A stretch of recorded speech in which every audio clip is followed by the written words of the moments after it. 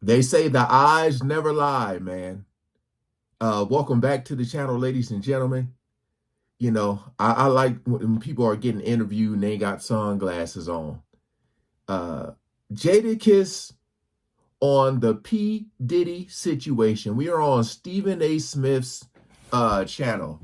I got to check this out because you guys know Jadakiss was sitting at that table when Diddy was like, I love when you got me scraping and something else, daddy, when he called the dude daddy. When he was talking to, it was Jadakiss, Fabulous, and I forgot who else was there, but we gonna check this out. Appreciate all the love and support with you guys coming over, man. So we ain't gonna waste no more time. Let's jump right into it. You candid. You speak your mind. You're usually on point. I've never heard you off point, to be quite honest with you. What are we to feel about P. Diddy right now in light of all the allegations that's against him and what he's going through right now in the world of the press, the Homeland Security invading his house in Miami and L.A. and all of this other stuff? I don't want to believe none of it. Innocent until proven guilty, damn it. But the bottom line is we've seen folks in the industry be gotten after before. I don't know if we've ever. I'm trying to see, because, both of these dudes are from New York. P. Diddy's New York. I'm just trying to see if Stephen A. Smith has ever been to one of these parties, because I know he's well known by a lot of the rappers. So, hold on. Seen it on this level. Your thoughts? Prayer. Pray for him. The way the world is set up where everybody can chime in on your life, it's kind of unfair. Totally. When you're going through, a situation like he's going through. But nobody knows. There's always three: his side of the story, the people's, and the actual truth. Well, you gotta wait to see what comes out. This is a quick. Go ahead. I'm sorry. I think I think he's getting a lot of negative. Oh man, it's this one channel. This guy's a body language expert.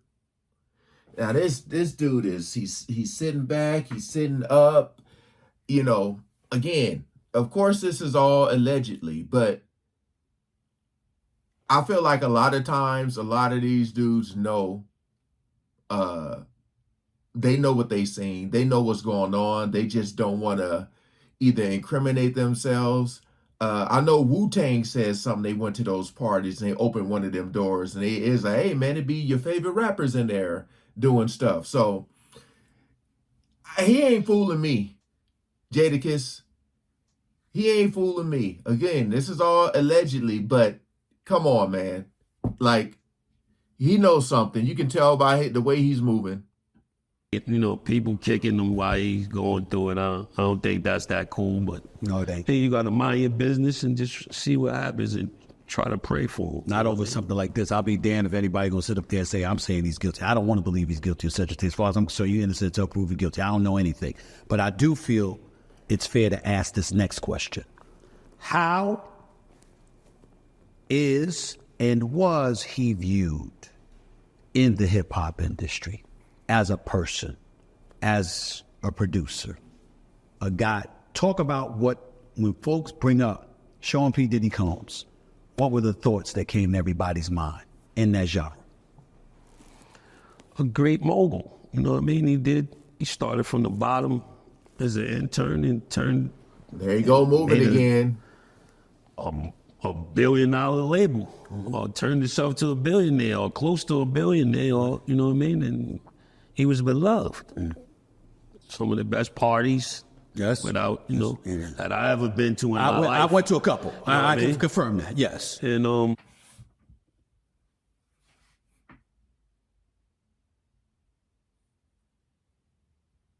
ladies and gentlemen,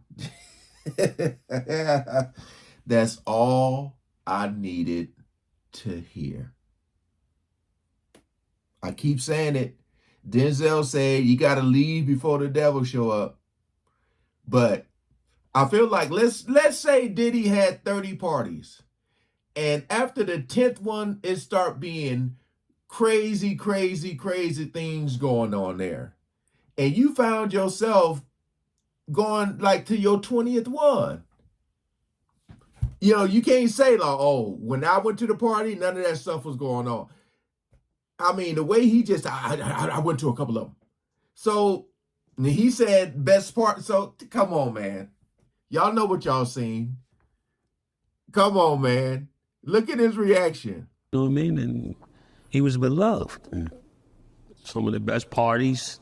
Yes. Without, that I ever been to in my life. I went to a couple. I can mean? confirm that, yes. And that's it. People loved him. He loved to have fun. He loved to make music, make hits. He helped change my life. How? You know what I mean? He gave my first record deal. Whether it was a good deal or a bad deal, it still it gave me an opportunity to be here with you today. So, you know what I mean? We got to just see, like you said, innocent until proven guilty, and nobody knows what's going on except him and whoever's involved. So, yeah, I ain't got no problem saying this about Diddy. I love his business acumen. I love the go-get-it mentality. Definitely one of the most impeccable businessmen. But the business is the problem, because what he's making people do, again, allegedly, what he's having people do to get involved with him in the business. That's the problem. You know what I mean? Like, hey, you want this record deal? You got to do this. That's his business. And you guys say y'all love that? That's crazy. That's crazy. I mean, I know they're saying, like, if he's doing it the right way, but apparently he ain't. Yeah, brother. No problem saying this about Diddy. I love his business acumen. I love the go-get-it mentality. Definitely one of the most impeccable businessmen of all time. I love how he pushed and encouraged all of us to go for it in the world of business. That's my interpretation based on a few conversations that I've had with him in my lifetime. He's trying to own an NBA team. 4 years ago, he was trying to be a part of a group to buy the Charlotte Hornets. And he wanted to be a part of that. That's how I spoke to him. What about you? What about you in terms of what he had, the push? That's what if you've been around, I mean, I was signed to his label, but one thing you learn from him, you're not gonna outwork him.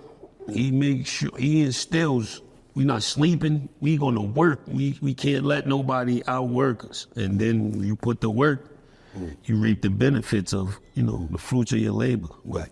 If you ever been around him, one thing you're gonna get is everybody is on full work, tunnel vision mode to the mission's complete. There's there's no we can, there's no, we're not gonna be the winners. And what'd you say? You said there's no? Hold on. What do you say? There's no?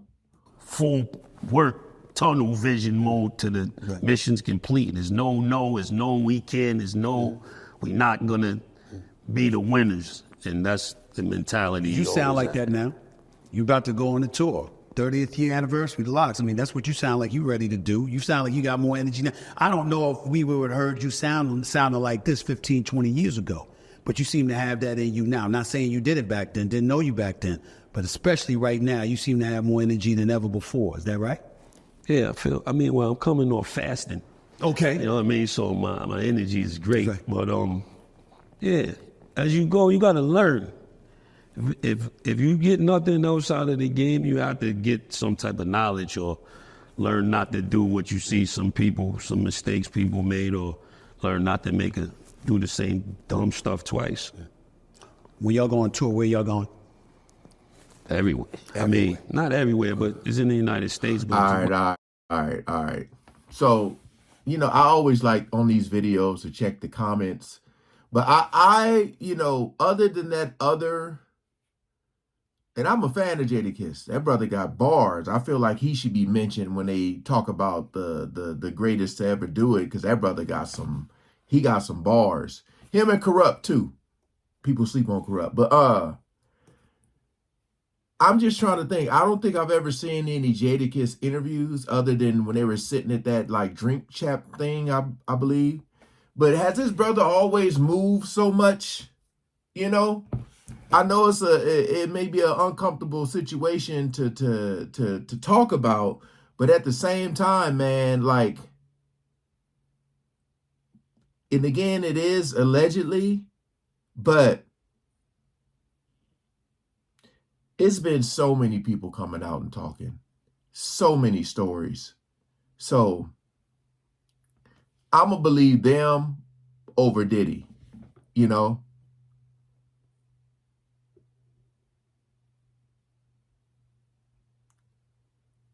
Let me see.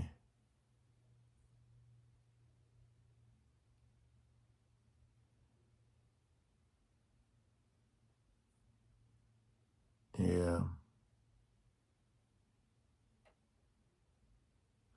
They say years ago, Jada was calling Diddy a thief and a liar and wanted to drop a refrigerator on his head. Now all of a sudden he wants to pray for Diddy and says it's two sides for every story.